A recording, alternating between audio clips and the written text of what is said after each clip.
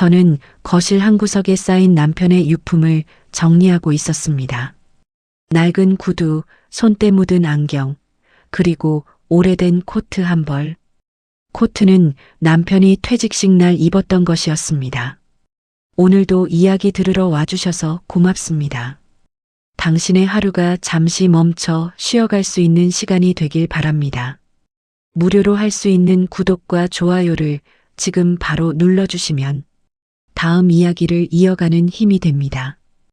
더불어 알림 설정을 눌러두시면 새 이야기가 시작될 때 누구보다 빠르게 들으실 수 있어요. 검은색 울 소재의 단추가 하나 떨어져 나간 그 코트를 한참 동안 바라보았습니다. 남편의 채취가 아직 남아있는 것 같았습니다. 저는 코트를 들어 올렸습니다. 그때 주머니에서 묵직한 무언가가 만져졌습니다. 손을 넣어보니 작은 책자 같은 것이 나왔습니다. 통장이었습니다. 누렇게 바랜 표지에 구겨진 모서리. 천천히 첫 페이지를 펼쳤습니다. 그런데 이상했습니다. 예금주 이름이 남편 이름이 아니었습니다. 세아의료재단 후원계좌라고 인쇄되어 있었습니다. 저는 고개를 갸우뚱했습니다. 남편이 병원에 후원을 했던가. 생전에 그런 이야기를 들은 적이 없었습니다. 저는 다음 장을 넘겼습니다. 입금 내역이 빼곡하게 적혀 있었습니다. 이순자 50만 원, 정필호 30만 원, 김만득 70만 원, 박영숙 20만 원. 모두 처음 듣는 이름들이었습니다. 날짜는 3년 전부터 시작되어 있었습니다. 거의 매달 누군가의 이름으로 입금이 되어 있었습니다. 저는 통장을 무릎 위에 올려놓고 한참을 멍하니 바라보았습니다. 남편은 조용한 사람이었습니다. 말이 많지 않았고 감정을 드러내지도 않았습니다. 공무원으로 30년을 일하고 퇴직한 뒤에는 집에서 책을 읽거나 산책을 다녔습니다. 저와 대화도 많지 않았습니다. 그저 밥상을 마주하고 잠자리에 들고 아침이 오면 또 하루를 시작하는 그런 사람이었습니다. 그런 남편이 이런 통장을 가지고 있었다는 게 믿기지 않았습니다. 저는 통장을 한 장 한 장 넘겼습니다. 페이지마다 이름이 적혀 있었습니다. 낯선 이름들. 저는 이 사람들이 누구인지, 남편과 어떤 관계였는지 전혀 알 수 없었습니다. 그때 통장 뒤쪽에서 작은 종이 한 장이 떨어졌습니다. 저는 그것을 주워 펼쳤습니다. 손으로 쓴 메모였습니다. 남편의 글씨체였습니다. 삐뚤삐뚤하지만 또박또박한 필체. 거기에는 이렇게 적혀 있었습니다. 누군가는 기억해야 한다. 그 한 줄이 전부였습니다.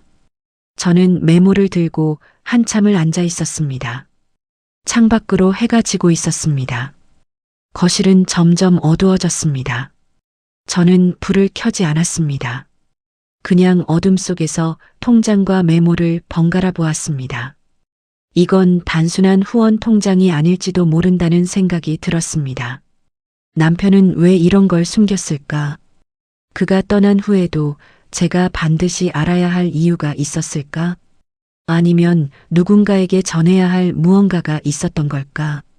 저는 통장을 가슴에 안았습니다. 남편의 목소리가 들리는 것 같았습니다. 여보, 나 먼저 갈게. 그게 남편이 제게 남긴 마지막 말이었습니다. 병실에서 산소 마스크를 쓰고 누운 채로 한 말이었습니다.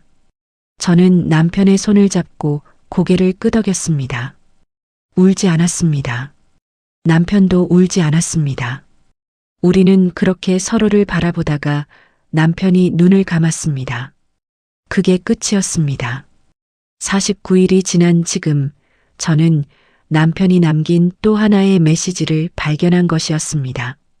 통장 속 낯선 이름들, 그리고 메모 한 장.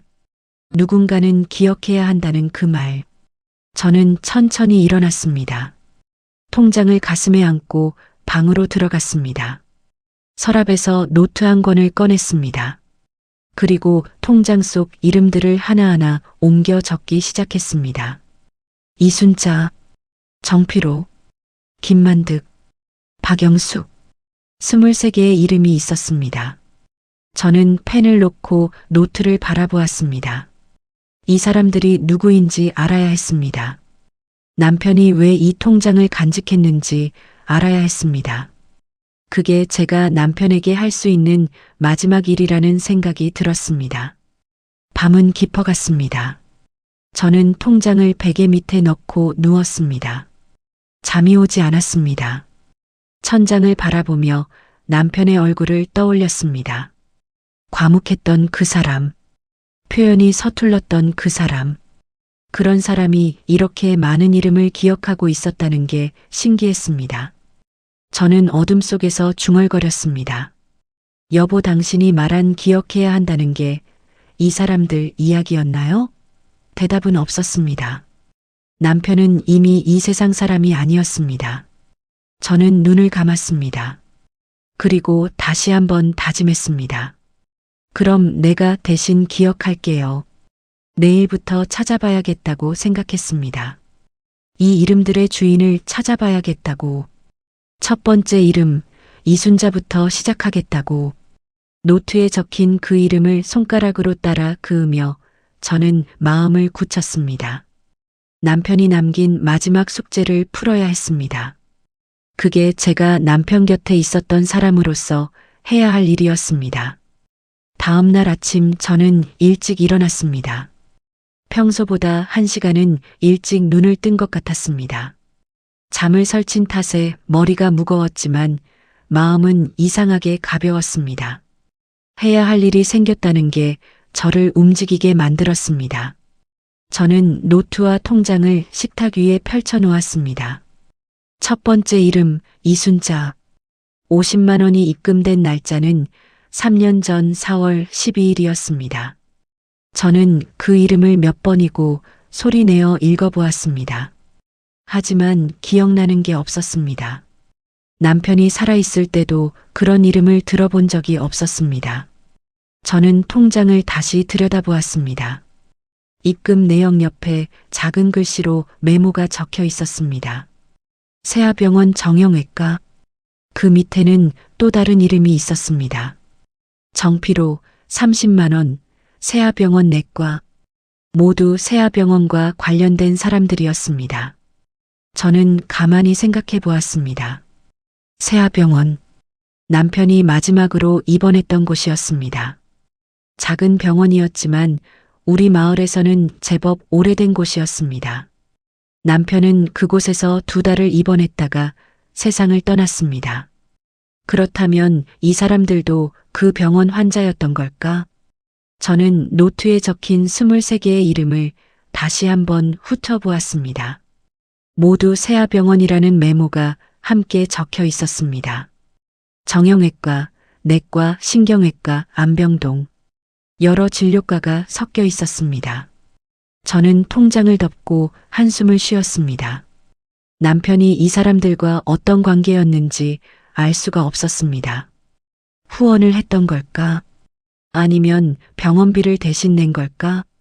하지만 남편은 퇴직금도 많지 않았고 연금으로 겨우 생활하던 사람이었습니다. 그런 사람이 어떻게 이렇게 많은 돈을 낼 수 있었을까? 저는 고개를 저었습니다. 혼자 생각해서는 답이 나오지 않았습니다. 누군가에게 물어봐야 했습니다. 저는 자리에서 일어나 외투를 걸쳤습니다. 세아병원에 가기로 했습니다. 병원까지는 걸어서 20분 정도 걸렸습니다. 아침 공기가 차가웠습니다. 저는 통장을 가방 안에 넣고 천천히 걸었습니다. 길을 걷는 동안 남편 생각이 계속 났습니다. 남편은 병원에 입원해 있을 때도 말이 없었습니다.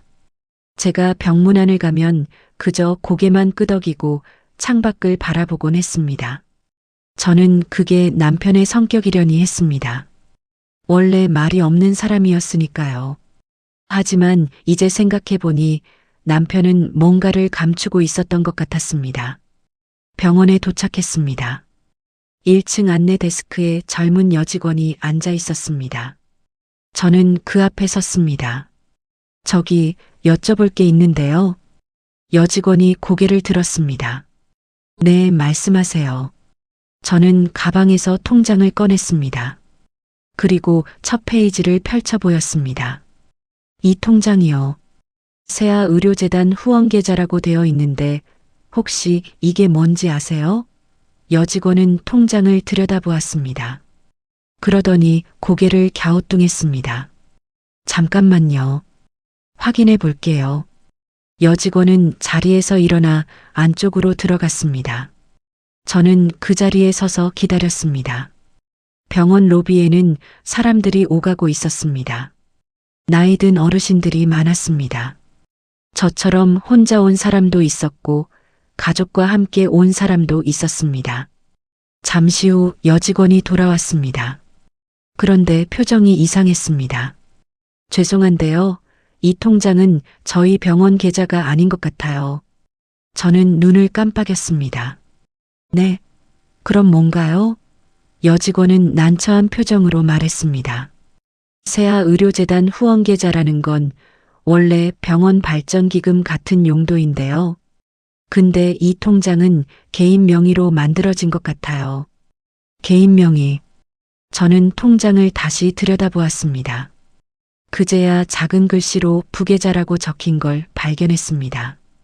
그 밑에는 남편의 이름이 적혀 있었습니다. 저는 숨이 막혔습니다. 이건 병원 공식 후원 계좌가 아니었습니다. 남편이 개인적으로 만든 통장이었습니다. 그렇다면 이 돈은 누가 넣은 걸까? 왜 이런 이름들이 적혀 있는 걸까? 저는 여직원에게 고개를 숙였습니다. 알겠습니다. 감사합니다. 저는 병원을 나왔습니다. 다리에 힘이 풀렸습니다. 저는 병원 앞 벤치에 주저앉았습니다. 통장을 무릎 위에 올려놓고 한참을 바라보았습니다. 남편은 왜 이런 통장을 만들었을까?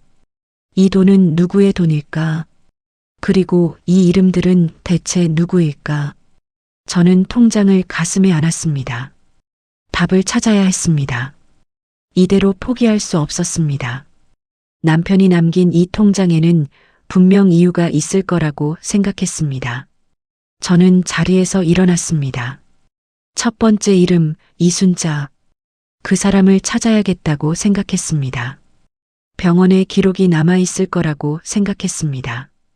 저는 다시 병원 안으로 들어갔습니다. 원무과를 찾아갔습니다. 그곳에서 중년 여성 한 분이 저를 맞았습니다. 환자 정보 조회는 본인이나 가족만 가능한데요. 그 말에 저는 잠시 망설였습니다. 그러다가 입을 열었습니다. 제 남편이 이 병원에서 돌아가셨어요. 그 남편이 남긴 기록을 찾고 싶은데 도와주실 수 있나요? 여성은 제 얼굴을 한참 바라보았습니다. 그러더니 작게 한숨을 쉬었습니다. 성함이 어떻게 되세요?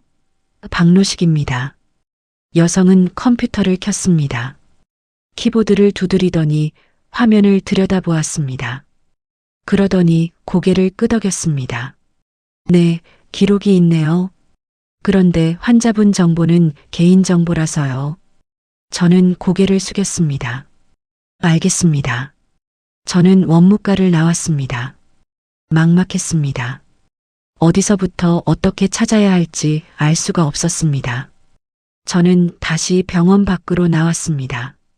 그때 누군가 제 이름을 불렀습니다. 정순 씨? 저는 고개를 돌렸습니다. 익숙한 얼굴이 보였습니다. 마을 이장 오명수 씨였습니다. 오명수 씨는 마을에서 이장을 맡은 지 10년이 넘은 사람이었습니다. 키가 크고 목소리가 큰 사람이었습니다. 마을 일이라면 모르는 게 없었고 사람들 사이를 오가며 소식을 전하는 걸 좋아했습니다. 저는 그 사람을 그다지 좋아하지 않았습니다. 말이 많고 참견이 심했기 때문이었습니다. 오명수 씨가 저에게 다가왔습니다. 아니, 정순 씨, 여기는 웬일이야? 저는 가방을 꼭 쥐었습니다. 그냥 좀 볼 일이 있어서요. 오명수 씨는 제 얼굴을 빤히 쳐다보았습니다. 그러더니 고개를 끄덕이며 말했습니다. 노식 시일로 온 거지? 49제도 지냈는데 아직도 병원에 올 일이 있나? 저는 대답하지 않았습니다. 오명수 씨는 제 침묵을 눈치챘는지 한 발 더 다가왔습니다. 혹시 병원비 문제라도 있어? 요새 병원비가 얼마나 비싼데. 노식 씨 입원비도 많이 나왔을 텐데. 저는 고개를 저었습니다. 아니에요. 그런 거 아닙니다. 오명수 씨는 의심스러운 표정을 지었습니다. 그러더니 목소리를 낮추며 말했습니다. 정순 씨, 뭔가 숨기는 거 아냐? 나한테는 말해도 돼. 내가 이장인데 마을 사람 일은 다 챙겨야지. 저는 더 이상 대답하지 않고 그 자리를 떠나려 했습니다. 하지만 오명수 씨가 제 팔을 붙잡았습니다. 야, 정순 씨. 혹시 그거 들고 다니는 거 통장 아냐? 저는 깜짝 놀라 가방을 더 꽉 안았습니다. 오명수 씨는 제 반응을 보고 씩 웃었습니다. 그래, 통장이구나. 뭔데? 노식 씨가 숨겨둔 통장이라도 있었어? 저는 아무 말도 하지 않았습니다. 하지만 오명수 씨는 이미 뭔가 눈치챈 듯 했습니다. 그는 고개를 끄덕이며 중얼거렸습니다. 그래, 그럴 줄 알았어. 노식 씨 그 양반 조용한 척 하더니 뭔가 있었던 거지. 저는 오명수 씨의 손을 뿌리쳤습니다. 아무것도 아니에요. 그만 가보세요. 저는 서둘러 병원을 떠났습니다. 뒤에서 오명수 씨가 뭐라고 중얼거리는 소리가 들렸지만 저는 돌아보지 않았습니다. 집으로 돌아오는 길이 멀게 느껴졌습니다. 저는 마을 어귀에 들어서자마자 이상한 기운을 느꼈습니다. 골목 어귀에서 몇몇 할머니들이 모여 수군거리고 있었습니다. 저를 보자 그들은 이야기를 멈추고 저를 쳐다보았습니다. 저는 고개를 숙이고 지나갔습니다. 하지만 뒤에서 속삭이는 소리가 들렸습니다. 저 사람 박노식 씨 부인 아냐? 맞아. 요새 병원에 자주 간다던데. 뭐 문제라도 있나 봐. 오명수 이장이 그러는데 통장을 들고 다닌다던데. 저는 걸음을 멈췄습니다. 가슴이 답답했습니다. 오명수 씨가 벌써 소문을 낸 것이었습니다. 저는 집에 들어와 문을 닫았습니다. 그리고 소파에 주저앉았습니다. 통장을 무릎 위에 올려놓고 한참을 가만히 있었습니다. 왜 이렇게 힘든 걸까? 남편이 남긴 통장 하나 때문에 사람들의 입방아에 오르내려야 하는 걸까? 저는 통장을 들여다보았습니다. 이순자, 정피로, 김만득. 낯선 이름들이 여전히 그 자리에 있었습니다. 저는 손가락으로 그 이름들을 하나씩 따라 그었습니다. 그날 저녁 전화벨이 울렸습니다. 저는 수화기를 들었습니다. 여보세요? 정순 씨? 나 명숙이야. 같은 마을에 사는 친구였습니다. 저는 반가운 마음에 대답했습니다. 명숙아. 무슨 일이야? 명숙의 목소리가 조심스러웠습니다. 저기 정순아. 마을에서 소문이 좀 도는데 괜찮아? 저는 숨을 멈췄습니다. 무슨 소문? 명숙은 잠시 망설이다가 말했습니다. 노식 씨가 뭔가 숨겨둔 통장이 있다던데. 그게 가짜일 수도 있다는 소문이 돌아. 오명수 이장이 그러는데 요새 노인네들 보이스피싱 많이 당한다면서. 저는 손에 힘이 빠졌습니다. 그게 무슨 소리야? 명숙은 한숨을 쉬었습니다. 나도 그냥 들은 건데 사람들이 수군거려. 정순이 내가 뭔가 속은 거 아니냐고. 노식 씨가 살아있을 때 무슨 일에 휘말렸던 거 아니냐고. 저는 전화를 끊었습니다. 더 이상 들을 수가 없었습니다. 저는 소파에 앉아 천장을 바라보았습니다. 눈물이 났습니다. 남편이 죽은 지 49일밖에 안 됐는데 사람들은 벌써 남편을 의심하고 있었습니다. 그리고 저까지 이상한 사람 취급을 받고 있었습니다. 저는 통장을 꺼내 들었습니다. 이게 정말 가짜일까? 남편이 저를 속인 걸까? 아니면 누군가에게 속은 걸까? 저는 고개를 저었습니다. 아니었습니다. 남편은 그런 사람이 아니었습니다. 과묵했지만 정직한 사람이었습니다. 거짓말을 하는 사람이 아니었습니다. 그렇다면 이 통장에는 분명 진실이 담겨 있을 거라고 저는 믿었습니다. 저는 자리에서 일어났습니다. 소문이 뭐가 중요한가? 사람들이 뭐라고 하든 저는 진실을 찾아야 했습니다.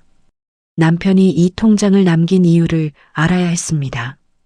저는 노트를 펼쳤습니다. 첫 번째 이름 이순자. 그 사람을 찾아야 했습니다. 병원에서는 알려주지 않았지만 다른 방법이 있을 거라고 생각했습니다. 마을 사람들에게 물어보는 건 이제 소용없었습니다. 소문만 더 퍼질 뿐이었습니다. 저는 창밖을 바라보았습니다. 밤이 깊어가고 있었습니다. 내일은 어디로 가야 할까? 누구에게 물어봐야 할까? 저는 통장을 가슴에 안았습니다.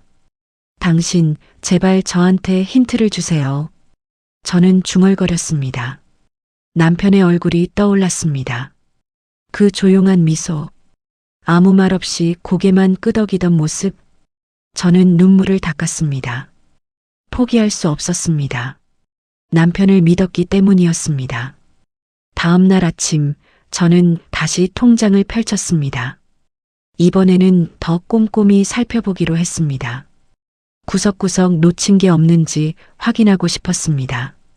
저는 통장을 한 장 한 장 넘기며 작은 글씨까지 읽어내려갔습니다. 그때였습니다. 통장 뒤쪽 마지막 페이지 안쪽에 뭔가 끼어 있는 게 느껴졌습니다. 저는 조심스럽게 손가락을 넣어 보았습니다. 얇은 종이 한 장이 접혀 있었습니다. 영수증이었습니다. 낡고 구겨진 영수증. 글씨가 바래서 잘 보이지 않았습니다. 저는 안경을 쓰고 창가로 가서 햇빛에 비춰보았습니다. 거기에는 이렇게 적혀 있었습니다. 입원비 대남 마이너스 세아의료재단. 날짜는 2년 전 9월 15일. 금액은 120만 원. 그리고 이름란에는 남편의 필체로 쓴 글자가 있었습니다. 후원. 저는 영수증을 들고 한참을 서 있었습니다. 입원비 대납, 후원. 이 단어들이 머릿속을 맴돌았습니다. 남편이 누군가의 입원비를 대신 낸 것이었습니다. 저는 영수증 뒷면을 확인했습니다. 거기에도 남편의 글씨가 있었습니다. 작고 떨리는 글씨체로 이렇게 적혀 있었습니다. 이순자, 정형외과, 대퇴골 골절. 보호자 없음. 퇴원 시 연락처 전달할 것. 저는 숨을 멈췄습니다. 이순자. 통장에서 본 첫 번째 이름이었습니다. 그 사람은 보호자가 없는 환자였습니다. 남편이 그 사람의 입원비를 대신 낸 것이었습니다. 저는 다시 통장을 펼쳤습니다. 다른 이름들도 확인해 보았습니다. 정피로, 김만득, 박영숙. 모두 입금 날짜와 금액이 적혀 있었습니다.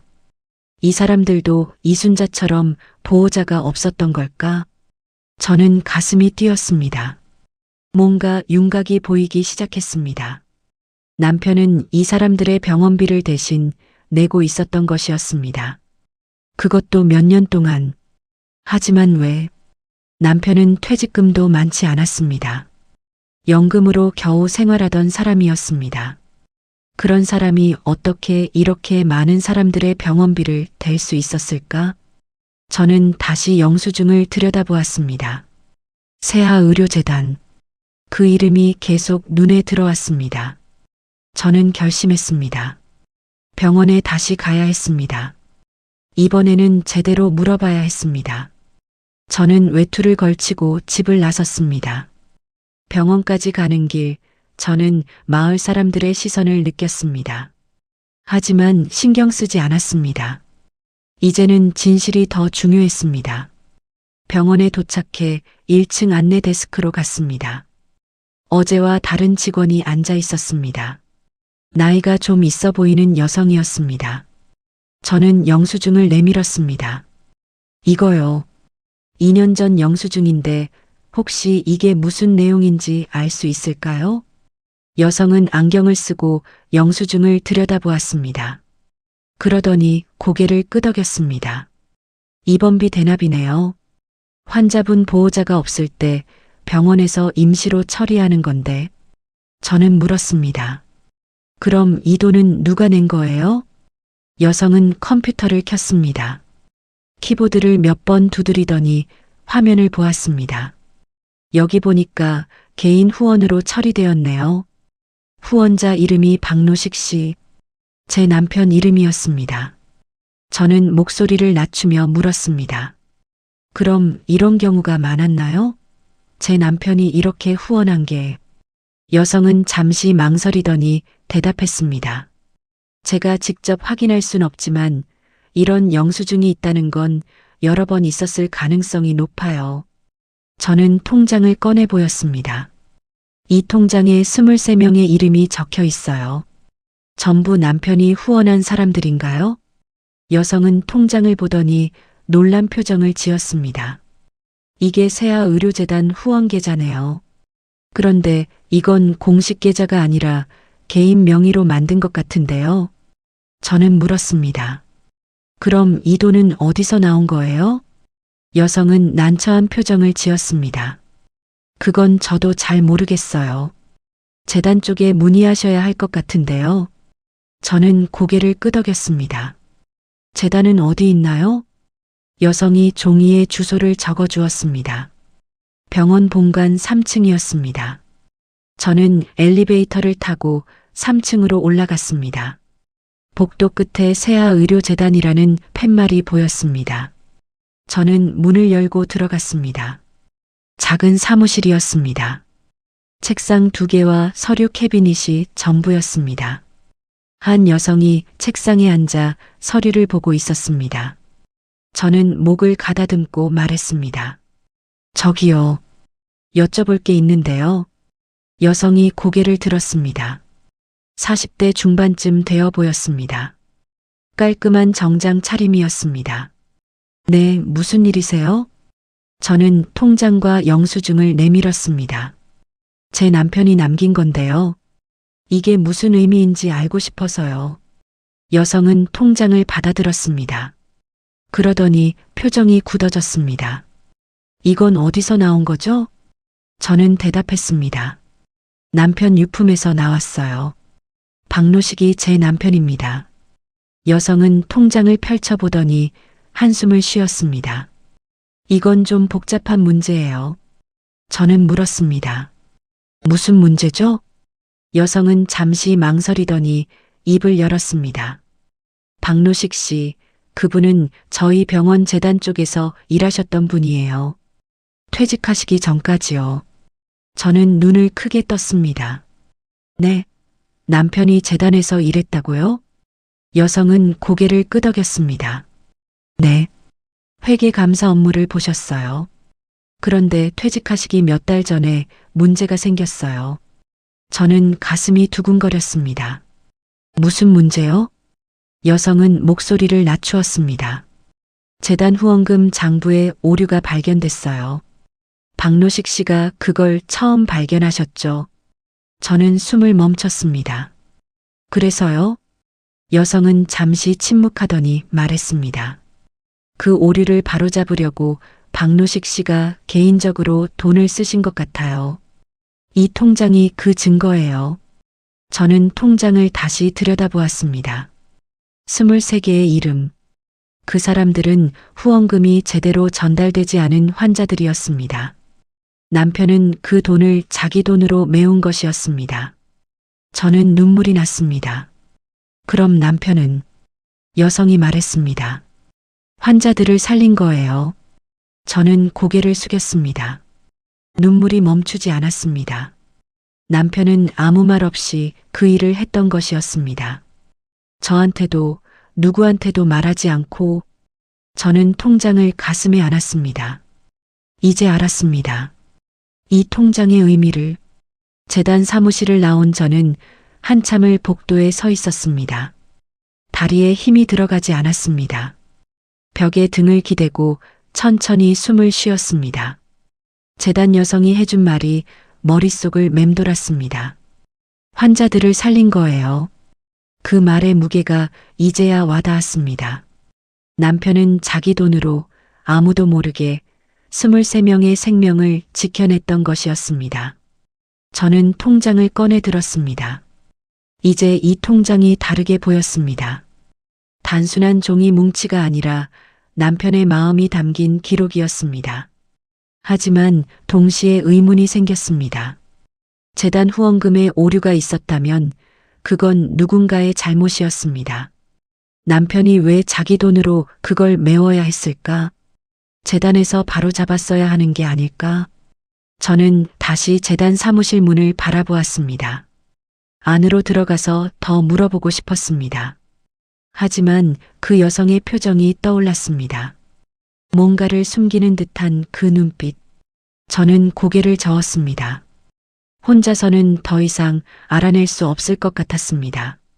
그때 누군가 필요하다는 생각이 들었습니다. 이 일을 제대로 조사해 줄 사람. 저는 병원을 나와 집으로 돌아왔습니다.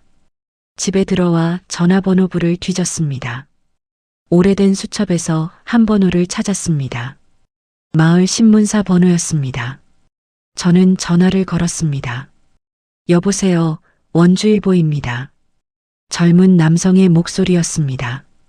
저기요, 기자님과 통화할 수 있을까요? 어떤 기자님 찾으세요? 저는 잠시 망설였습니다. 누구를 찾아야 할지 몰랐습니다. 그냥 취재 같은 거 하시는 분이요. 상대방이 잠깐 침묵하더니 말했습니다. 김태식 기자님 바꿔드릴게요. 잠시만요. 신호음이 들렸습니다. 잠시 후 다른 목소리가 들렸습니다. 조금 나이 들어 보이는 남성 목소리였습니다. 네, 김태식입니다. 저는 천천히 말했습니다. 저는 마을에 사는 정순이라고 합니다. 혹시 시간 되시면 뵐 수 있을까요? 좀 여쭤볼 게 있어서요. 김태식이라는 기자는 잠시 생각하는 듯 하더니 대답했습니다. 무슨 일이신지 먼저 말씀해 주실 수 있나요? 저는 입술을 깨물었습니다. 전화로 설명하기엔 너무 복잡했습니다. 제 남편이 남긴 기록이 있는데요. 그게 병원 후원금 문제랑 관련이 있는 것 같아서요.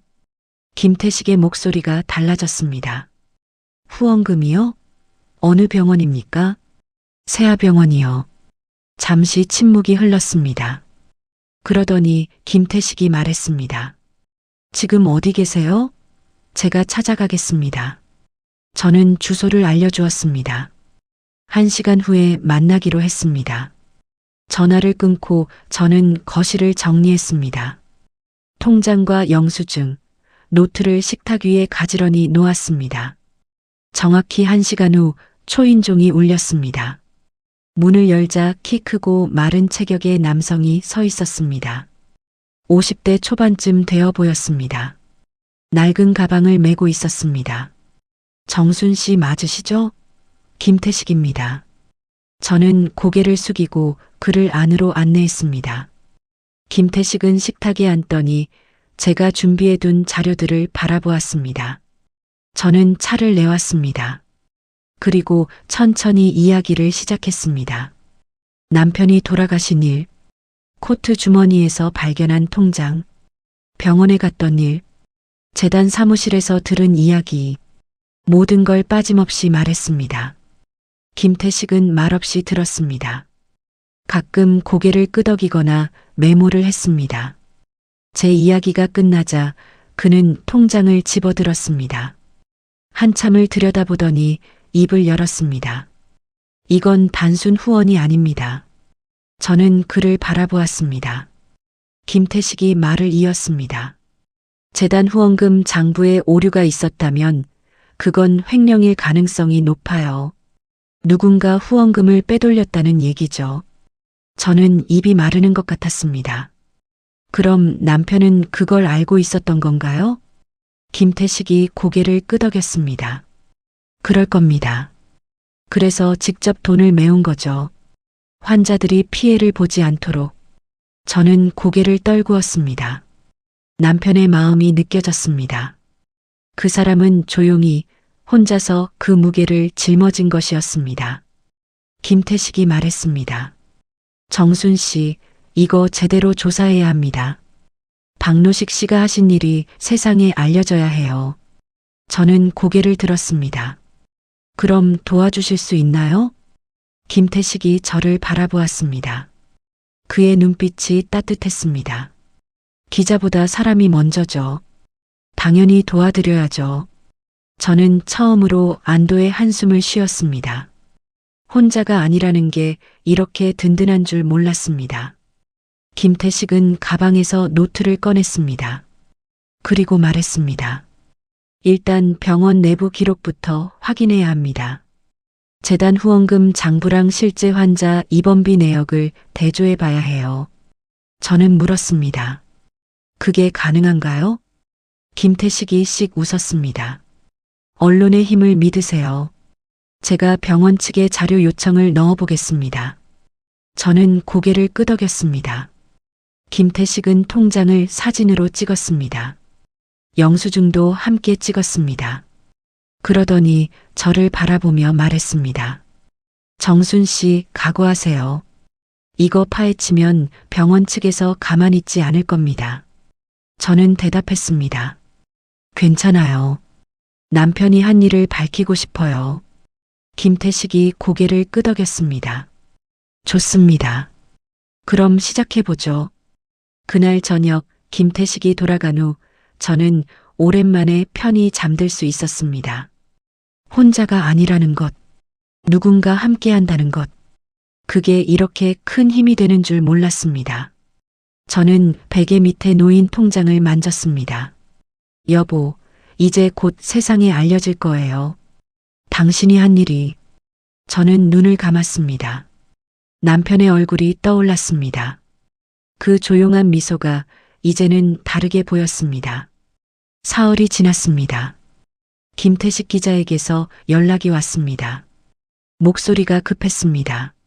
정순 씨, 지금 집에 계세요? 제가 지금 갑니다. 저는 뭔가 일이 생긴 걸 직감했습니다. 30분 후 김태식이 숨을 헐떡이며 도착했습니다. 그는 가방에서 서류 뭉치를 꺼냈습니다. 병원 내부 자료를 입수했습니다. 저는 서류를 받아들었습니다. 숫자와 이름이 빼곡하게 적혀 있었습니다. 김태식이 설명했습니다. 지난 5년간 재단 후원금 입출금 내역이에요. 그리고 이게 실제 환자들한테 전달된 금액 내역이고요. 그는 2장의 표를 나란히 펼쳤습니다. 보세요. 후원금은 매년 5억씩 들어왔는데 환자들한테 간 돈은 3억밖에 안 돼요.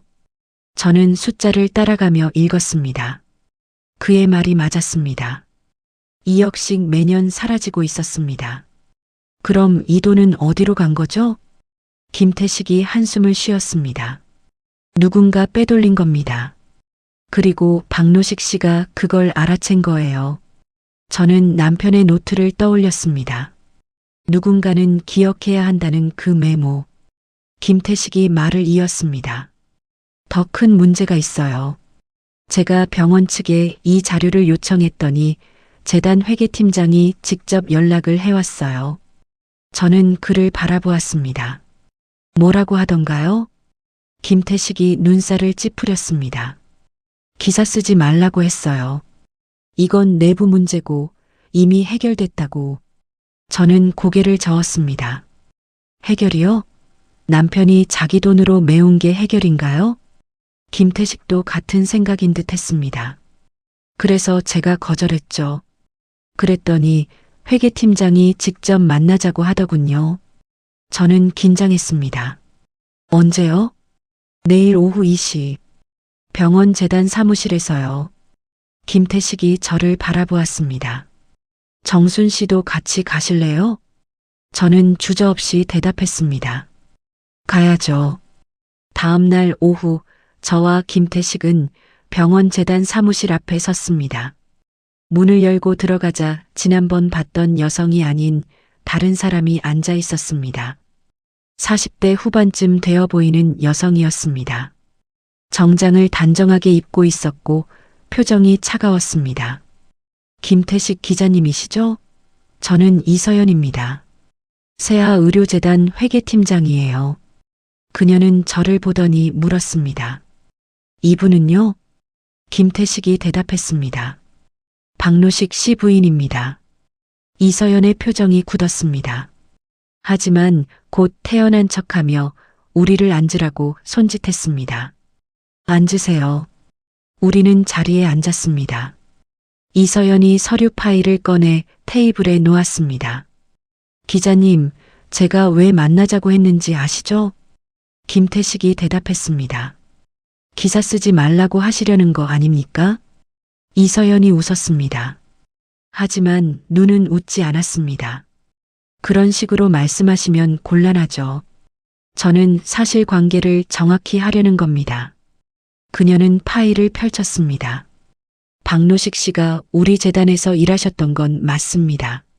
하지만 그분이 개인적으로 쓰신 돈은 후원이 아니라 개인 빚이었어요. 저는 귀를 의심했습니다. 무슨 소리예요? 이서연이 저를 바라보았습니다. 박노식 씨는 퇴직 전에 재단 돈을 잠깐 빌려 쓰셨어요. 그걸 갚으려고 개인 돈으로 입금하신 거예요. 저는 목소리를 높였습니다. 그게 무슨 말도 안 되는 소리예요. 남편은 그런 사람이 아니에요. 이서연이 서류를 내밀었습니다. 여기 기록이 있어요. 차용 계약서도 있고요. 김태식이 서류를 받아들었습니다. 찬찬히 읽어 내려가더니 고개를 저었습니다. 이거 날짜가 이상한데요. 박노식 씨가 돌아가시기 한 달 전에 작성된 서류예요. 이서연의 얼굴이 굳었습니다. 김태식이 말을 이었습니다. 그때 박노식 씨는 이미 병원에 입원해 계셨어요. 이런 서류를 작성할 상태가 아니었죠. 이서연이 입술을 깨물었습니다. 저는 그녀를 똑바로 바라보았습니다. 당신이 꾸민 거군요. 남편이 알았던 진실을 덮으려고. 이서연이 자리에서 일어났습니다. 나가세요. 더 이상 할 말 없어요. 하지만 김태식도 일어나지 않았습니다. 팀장님, 이거 기사화되면 병원만 손해예요. 차라리 지금 진실을 말씀하시죠. 이서연의 손이 떨렸습니다. 그녀는 한참을 서 있다가 다시 자리에 앉았습니다. 후원금 일부가 잘못 처리된 건 맞아요. 저는 숨을 참았습니다. 이서연이 말을 이었습니다. 재단 이사장이 후원금을 다른 용도로 썼어요.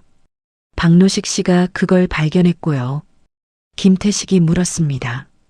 그래서 박노식 씨가 직접 환자들 돈을 메운 거군요. 이서연이 고개를 끄덕였습니다. 그분은 환자들이 피해보는 걸 참지 못하셨어요. 재단에 말해봤자 소용없다는 것도 아셨고요. 저는 눈물이 났습니다. 그래서 혼자 짊어지신 거군요. 이서연이 고개를 떨구었습니다.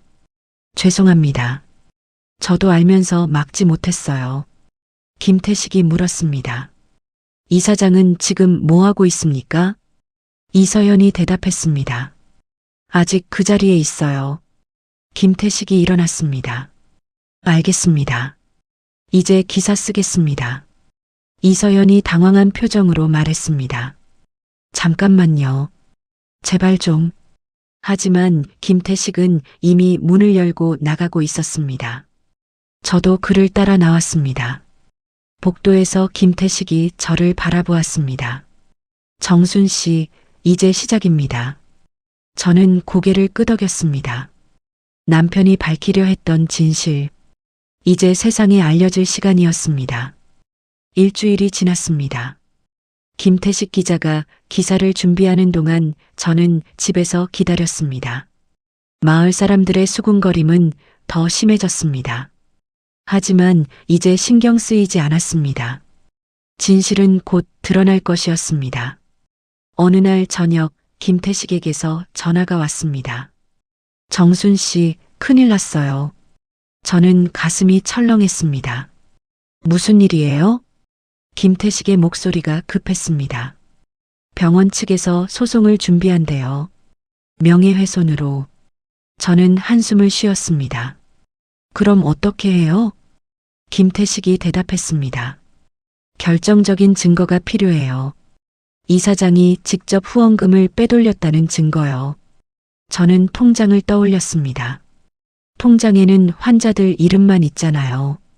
김태식이 말했습니다. 그게 문제예요. 통장만으로는 이사장을 직접 연결할 수 없어요. 저는 가만히 생각했습니다. 뭔가 놓친 게 있는 것 같았습니다. 저는 통장을 다시 꺼내 펼쳤습니다. 한 장 한 장 천천히 넘겼습니다. 23개의 이름을 다시 읽었습니다. 그때 마지막 페이지에 뭔가 적힌 게 보였습니다. 작은 글씨로 메모가 되어 있었습니다. 지금까지 못 봤던 글씨였습니다. 최종 입금자 마이너스 세하의료재단 이사장 계좌. 그 밑에 날짜와 금액이 적혀 있었습니다. 저는 전화기를 들었습니다. 기자님, 찾았어요. 김태식이 물었습니다. 뭘 찾았어요? 저는 메모를 읽어주었습니다. 통장 마지막에 이사장 계좌로 입금된 기록이 있어요. 김태식이 잠시 침묵하더니 말했습니다. 그게 정말이에요? 확실해요? 저는 다시 한번 확인했습니다. 네, 분명해요. 3년 전 12월 20일 500만 원 세아의료재단 이사장 명의로 입금됐다고 되어 있어요. 김태식이 흥분한 목소리로 말했습니다. 그거예요. 이사장이 돌려받은 거예요. 빼돌린 돈 중 일부를요. 저는 이해가 되지 않았습니다. 그럼 남편이 이사장한테 돈을 준 건가요?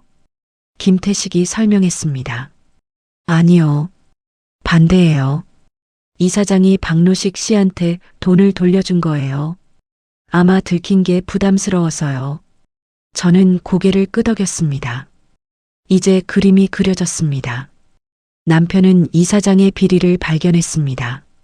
그리고 이사장은 들키자 일부 돈을 돌려줬습니다.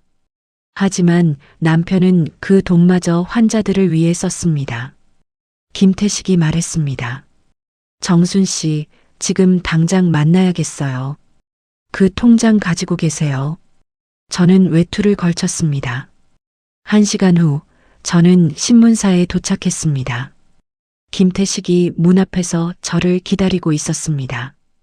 이리 오세요. 그는 저를 작은 회의실로 안내했습니다. 책상 위에는 서류와 노트북이 놓여 있었습니다. 저는 통장을 건넸습니다. 김태식은 마지막 페이지를 사진으로 찍었습니다. 이제 됐어요. 이걸로 기사 쓸 수 있어요. 저는 물었습니다. 언제 나가요? 김태식이 시계를 보았습니다. 내일 아침 일면에 실립니다. 저는 가슴이 두근거렸습니다. 제목은 뭐예요? 김태식이 노트북 화면을 돌려 보여주었습니다. 남편의 유품에서 발견된 통장 한 권, 거기 담긴 23명의 생명과 한 사람의 양심. 저는 눈물이 났습니다. 남편이 세상에 알려지는 순간이었습니다. 김태식이 말했습니다. 정순 씨, 한 가지 부탁이 있어요. 뭔데요? 내일 기사 나가면 병원 앞에서 기자회견하면 어떨까요? 정순 씨가 직접 나서서 말씀하시는 거예요. 저는 잠시 망설였습니다. 사람들 앞에 나서는 게 두려웠습니다. 하지만 남편을 생각했습니다. 남편이 혼자 짊어졌던 그 무게를. 저는 고개를 끄덕였습니다. 할게요. 다음 날 아침 일찍 전화벨이 울렸습니다. 친구 명숙이었습니다. 정순아, 신문 봤어? 저는 아직 신문을 보지 못했습니다. 아니, 왜? 명숙이 흥분한 목소리로 말했습니다. 너희 남편 기사 나왔어. 일면에. 저는 서둘러 밖으로 나갔습니다. 마을 구멍가게에 들러 신문을 샀습니다. 일면 전체가 남편 이야기였습니다. 사진도 실려 있었습니다. 남편이 퇴직식 날 찍은 사진이었습니다. 제가 김태식에게 보내줬던 그 사진이었습니다. 저는 기사를 읽었습니다. 눈물이 났습니다. 김태식은 남편의 삶을 정확하게 적어냈습니다. 조용히 살았던 공무원, 마지막까지 양심을 지킨 사람, 23명의 생명을 살린 영웅. 저는 신문을 가슴에 안았습니다.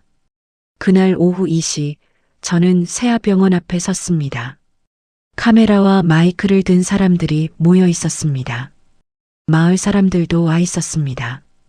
오명수 이장도 보였습니다. 김태식이 제 옆에 섰습니다. 준비되셨어요? 저는 고개를 끄덕였습니다. 손에 통장을 쥐고 마이크 앞에 섰습니다. 제 남편 박노식은 조용한 사람이었습니다. 저는 천천히 말을 시작했습니다. 말도 많지 않았고 드러내는 것도 싫어했습니다. 하지만 옳지 않은 것을 보면 참지 못하는 사람이었습니다. 저는 통장을 들어 올렸습니다. 이 통장에는 23명의 이름이 적혀 있습니다. 남편이 자기 돈으로 살린 사람들입니다. 사람들이 숨죽여 들었습니다. 남편은 죄인이 아니라 환자들을 살린 사람이었습니다. 저는 눈물을 닦았습니다. 이게 남편의 진짜 유산입니다. 사람들 사이에서 박수가 터져 나왔습니다. 저는 고개를 숙였습니다. 기자회견이 끝나고 일주일이 지났습니다. 세상이 달라졌습니다. 신문 기사가 나간 후 다른 언론사들도 남편 이야기를 다뤘습니다. TV 뉴스에도 나왔습니다. 사람들이 저를 알아봤습니다. 마을 사람들의 태도도 변했습니다. 오명수 이장이 제 집에 찾아왔습니다. 손에 과일 바구니를 들고 있었습니다. 정순 씨, 그동안 미안했어. 내가 함부로 말했지. 저는 그를 안으로 들이지 않았습니다. 괜찮아요. 이제 다 끝났으니까요. 오명수는 미안한 표정으로 고개를 숙였습니다. 저는 문을 닫았습니다. 그날 오후 세아병원에서 연락이 왔습니다. 병원장이 직접 사과하고 싶다는 내용이었습니다. 저는 거절했습니다. 사과는 필요 없어요. 그냥 앞으로 제대로 하세요. 전화를 끊고 저는 창밖을 바라보았습니다. 봄이 오고 있었습니다. 며칠 후 김태식 기자가 찾아왔습니다. 정순 씨, 좋은 소식이에요. 저는 차를 내오며 물었습니다. 무슨 소식이에요? 김태식이 서류를 꺼냈습니다. 세아의료재단에서 박노식 기금을 만들기로 했대요. 저는 눈을 크게 떴습니다. 기금이요? 김태식이 고개를 끄덕였습니다. 네. 앞으로 병원비 못 내는 환자들을 위해 쓰는 거예요. 박노식 씨 이름으로요. 저는 말문이 막혔습니다. 한참 만에 입을 열었습니다. 남편이 좋아했을 것 같아요. 김태식이 웃었습니다. 그리고 이사장은 사퇴했어요. 검찰 조사도 받고 있고요. 저는 고개를 끄덕였습니다. 그래야 했습니다. 김태식이 자리에서 일어났습니다. 정순 씨, 기사 쓰게 해주셔서 감사했어요. 저는 그의 손을 잡았습니다. 제가 더 감사하죠. 기자님 아니었으면 진실을 못 밝혔을 거예요. 김태식이 떠난 후 저는 통장을 꺼내 들었습니다. 이제 이 통장의 역할은 끝났습니다. 남편이 하고 싶었던 말을 세상에 전했습니다. 저는 통장을 서랍 깊숙이 넣었습니다. 그리고 남편 사진 앞에 섰습니다. 여보, 이제 편히 쉬세요. 저는 손을 모았습니다. 한 달이 지났습니다. 박노식 기금 발족식이 열렸습니다. 병원 측에서 저를 초대했습니다. 저는 검은색 한복을 입고 병원에 갔습니다. 로비에는 사람들이 가득했습니다. 단상에 남편 사진이 걸려 있었습니다. 그 밑에 현판이 세워져 있었습니다. 박노식 의료기금. 저는 그 앞에 섰습니다. 사람들이 박수를 쳤습니다. 새로 부임한 병원장이 인사를 했습니다. 박노식님의 뜻을 이어받아 이 기금을 만들게 됐습니다. 저는 단상에 올라 마이크를 잡았습니다. 남편은 가진 게 많지 않은 사람이었습니다. 저는 천천히 말했습니다. 하지만 늘 말했습니다. 가진 게 많다고 나누는 게 아니라 마음이 있으면 누구나 줄 수 있다고. 사람들이 조용히 들었습니다. 이 기금이 남편의 마음을 이어가길 바랍니다. 박수가 터졌습니다. 저는 고개를 숙였습니다. 행사가 끝나고 저는 병원을 나섰습니다. 봄바람이 불었습니다. 버스 정류장으로 걸어가는데 누군가 제 이름을 불렀습니다. 정순 씨. 돌아보니 한 할머니가 서 있었습니다. 낯익은 얼굴이었습니다. 저 기억하세요? 작년에 병원에서 봤었는데. 저는 고개를 갸웃했습니다. 할머니가 말했습니다. 저는 이순자예요. 저는 깜짝 놀랐습니다. 통장에서 봤던 첫 번째 이름이었습니다. 아, 그 이순자 씨? 할머니가 고개를 끄덕였습니다. 네. 박노식 선생님이 제 병원비 내주셨어요. 덕분에 수술받고 살았죠. 저는 할머니의 손을 잡았습니다. 그랬군요. 할머니가 눈물을 닦았습니다. 신문 보고 깜짝 놀랐어요. 그분이 그렇게 돌아가셨다니. 꼭 인사드리고 싶었어요. 저는 할머니를 안아주었습니다. 고마워요. 남편이 기뻐할 거예요.